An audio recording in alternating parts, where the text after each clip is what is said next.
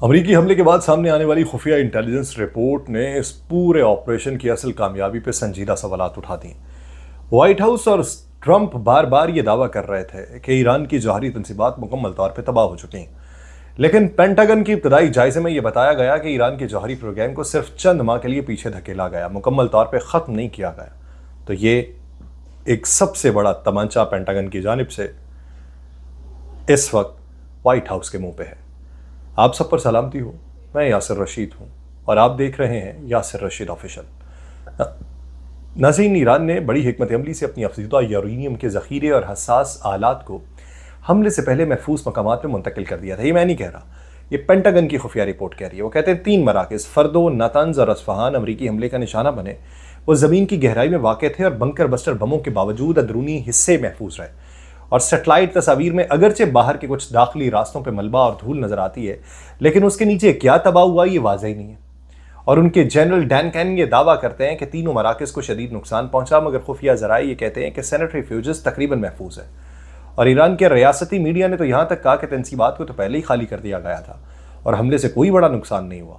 और इसके बरक्स अमरीकी वज़ीर दिफा पैट हेगेस ने बमबारी को मुकम्मल कामयाबी करार दे दिया और कहा कि जो लोग इस पर सवाल उठा रहे हैं वो सदर को बदनाम करने की कोशिश कर रहे हैं। कांग्रेस के रुकन ब्रैड शर्मन ने इस बयानिए पर सवाल उठाते हुए कहा कि अगर वाकई ये तबाही इतनी मुकम्मल थी तो फिर ये वजाहत क्यों नहीं कि सेनेटरी फ्यूजेस, यूरेनियम का ज़ख़ीरा और ईरान के जौहरी हथियार बनाने की सलाहियत किस हद तक मुतासिर हुई। और उनके मुताबिक हमले के कुछ दिन पहले ही तंसीबात पर ट्रक्स की नकलो हरकत की तस्वीर इस बात का सबूत है कि ईरान ने वहाँ से कीमती मवाद पहले ही निकाल लिया था। और उधर इजरायली वज़ीर-ए-आज़म बेंजामिन नेतन्याहू एक बयान में ये कह रहे हैं कि इसराइल ने ईरान के एटमी और मिसाइल खतरात को कामयाबी से ख़त्म कर दिया और अब दोनों फौरी वजूदी खतरात टल चुके हैं। और उनके मुताबिक 20,000 मिसाइल्स और एटमी तबाही का ख़तरा इसराइल के सर से हट चुका। और सऊदी ज़राए ये बताते हैं कि इसराइली हुकाम को ये यकीन है कि ईरान का ज़्यादातर यूरेनियम मलबे तले दफन हो चुका, लेकिन जौहरी हथियारों पर तहकीक करने वाले माहिर जो है वो ये राय रखते हैं कि ईरान के प्रोग्राम को असर नौ फाल करने के लिए सिर्फ वक्त, सरमाया और मेहनत दरकार है। और अगर ईरान ने दोबारा कोशिश की तो वो एक बार फिर हमलों की ज़द में आएगा। और इसी दौरान ईरान ने जवाबी कार्रवाई करते हुए कतर में मौजूद जो बेस पे हमला किया था उससे एक ऐसा मामला तो बना कि जो टाइम टेकिंग सूरत-ए-हाल की तरफ लेके चला जाए और आप टाइम बाय कर सकें। लेकिन अगर आपने टाइम बाय करना है तो आपको टाइम बाय करने के नताइज किस तरीके के भुगतना पड़ेंगे ये किसी को मालूम नहीं। इस पूरी सूरत हाल में एक बात वाज़ेह है, वो ये है कि जंग अब सिर्फ मिसाइलों या बमों की नहीं रही, बल्कि जंग जो है वो अब बयानी और तासुर की जंग में भी बदल चुकी है। ईरान खामोश है, मगरबी बयानात जो हैं वो वावेला मचा रहे हैं, लेकिन वो इस बात का इंदिया ज़रूर ईरान दे रहा है कि इस मार्के का असल नतीजा शायद आने वाले हफ्तों या फिर महीनों में वाज़ेह होगा। अगर वाकई ईरान चंद माह में अपने जौहरी प्रोग्राम को बहाल कर लेता है दोबारा से, तो ये सवाल अपनी जगह रहेगा कि क्या अमेरिका और इसराइल ने जो कुछ किया वो महज एक वक्ती दिखावा था या कोई हकीकी स्ट्रेटेजिक कामयाबी। और अगर ईरान मजीद हमलों से बचने के लिए वक्ती तौर पर पीछे हटा है या फिर ये जंगबंदी एक आर्जी वक्फा है जिसके पीछे ज़्यादा बड़ी तूफ़ानी लहर छुपी है, क्योंकि घुटने तो टेके इसराइल ने जाके कि हमें जंगबंदी करना है और ईरान ने भी उस पर आमादगी का इजहार कर दिया। तो इसराइल ने तो इसलिए किया कि दिफाई निज़ाम उसका कमज़ोर पड़ रहा था। ईरान ने क्यों कर लिया? एक सवाल है। ईरान बैकफुट पे क्यों गया? ईरान ने खामोशी क्यों इख्तियार की इतनी जल्दी? उसके पीछे के हक़ाइक़ कि ईरान भी इसे वक्फे के तौर पर ले रहा है। ईरान के जौहरी प्रोग्राम पर होने वाले हमलों और उनके मुतज़ाद नताइज के बाद एक और गैर मामूली और तहलका खेज़ ख़त्म सामने आया है। ईरानी पार्लियामान ने एक भारी अक्सरियत से वो करारदाद मंजूर कर ली है जिसके तहत ईरान अब बैनुल अक़वामी जौहरी तवानाई के प्रोग्राम से निकल रहा है। ये फैसला वो सिर्फ एक तकनीकी या अलामती कदम के तौर पर नहीं, बल्कि एक ताकतवर सियासी पैगाम के तौर पर कर रहा है जो तेहरान की तरफ से पूरी दुनिया, खास तौर पर मगरबी ताकतों को दिया गया है।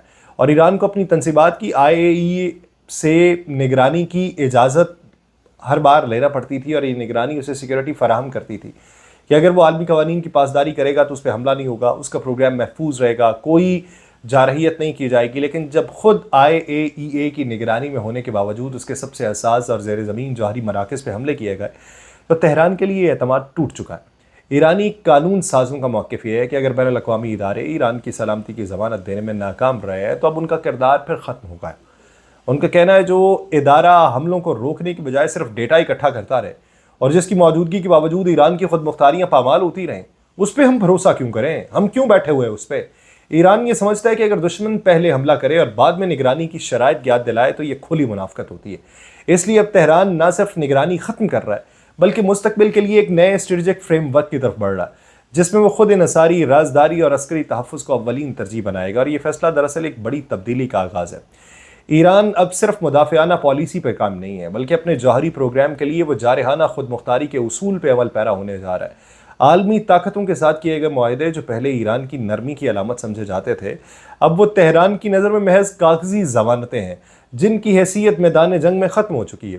اور ایران کی پارلیمان کا یہ قدم نہ صرف ایک قانونی تبدیلی ہے بلکہ عالمی سفارتکاری کے اس نظام کے خلاف ایک اعلان بغاوت بھی ہے جو طاقتور کو چھوٹ دیتا ہے اور اصولوں کو پابند کی سزا دیتا ہے۔ جب آپ اصولوں کے پابند ہو جائیں تو پھر آپ کو اگر سزا ملنے لگے تو اسی تناظر سے نکلنے کا فیصلہ دراصل تہران کے لیے ایک خاموش مگر حتمی اعلان ہے کہ اگر دنیا نے ایران کی شفافیت کا فائدہ اٹھا کر اس پر حملے کیے ہیں تو اب شفافیت کا دروازہ بند، اور جو کچھ آگے ہوگا وہ صرف ایران جائے گا، ایران جانے گا، ایران فیصلہ کرے گا، ایران بتائے گا۔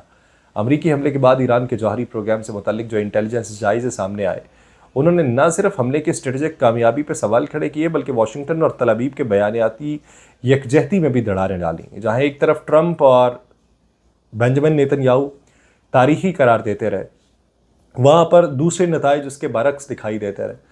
اب اس پورے منظرنامے میں بنکر بسٹر بموں کی اگر بات کی جائے، ایران کے سینیٹری فیوجز کو متاثر کرنے میں وہ ناکام رہے ہیں، تو پھر بنکر بسٹر بم کی اہلیت کے اوپر بھی سوال اٹھا ہے کہ وہ بم جسے دنیا کے وزنی ترین بموں میں شمار کیا جاتا ہے، جسے ڈرٹی بم جو گرائے گئے تھے ان سے زیادہ ہیوی تصور کیا جاتا ہے، وہ بم جسے نیوکلیئر بموں کے علاوہ سب سے دنیا کا طاقتور بم تصور کیا جاتا ہے، وہ بم جو ایک مرحلے میں نہیں بلکہ 2 مراحل کے اندر پھٹتا ہے، وہ بم جو زیر زمین گہرائی میں جانے کی اہلیت رکھتا ہے، اور اگر وہی یہ سارا کچھ نہیں کر پایا، وہی اپنے ارادوں کو پایہ تکمیل تک نہیں پہنچا پایا، وہی اپنی گرمی جو ہے وہ وہاں تک منتقل نہیں کر پایا جو اس پورے سینیٹری فیوجز کو یا ایٹمی توانائی کی تنصیبات کو مکمل طور پہ تباہ و برباد کر سکے، تو پھر ایسے بم کا فائدہ کیا؟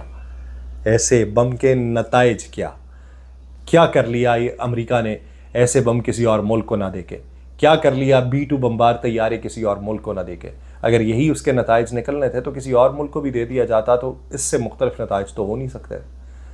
تو اس ضمن کے اندر ایران میں اب موساد کے ایجنٹس جو گرفتار کیے گئے تھے، 3 ایجنٹس کو پھانسی، پھر اس کے علاوہ بین الاقوامی سطح کے اوپر یہ کہنا کہ اب ہمارا آپ سے کوئی رشتہ نہیں، ہم آپ کے پروگرام سے باہر، اور اس پورے منظرنامے میں آنے والے دنوں کے اندر جب ایران کی طرف سے پوری یکجہتی کے ساتھ معاملہ اس کے ہاتھوں کے کنٹرول میں ہوگا تو پھر دنیا کس طرف کو جائے گی اور دنیا کے پاس کیا آپشنز ہوں گے، یہ دیکھنے کی ضرورت ہے۔ مجھے دیجیے اجازت، اللہ نگہبان۔